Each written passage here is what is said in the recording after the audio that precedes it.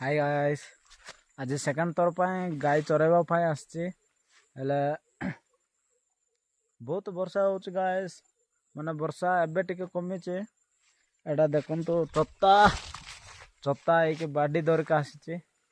वर्षा आजिकल total clear करने guys. मेघ पूरा क्लियर करना है। देखंतु देखंतु गाइस मेघ पूरा गुड़े देइचे। आउ टिके समय पर वर्षा आसला पर होचे। आ वर्षा जदि आसीबो माने चत्ता गुड़े भाग होचे। माने देखंतु गाइस एंतिकार चत्ता धरिका आसीची। एटा गोटे 2 वर्ष हो जाउचे चत्ता किनिके। ए चत्ताटी काम देबो कि नाइ के किछि न देखुन आनिचे। गाय चरेबाटा एते सहज नाइ गाइस। माने देखंतु जो प्रकार जंगल रा आसीचे।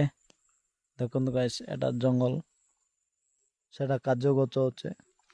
एटा पणस देखंतु गाइस एंते जंगल होचे गाइस। माने जंगल रा आने के गाय चरेबाटा एते सहज नाइ। के गाय चरेचे से ही जानिचे।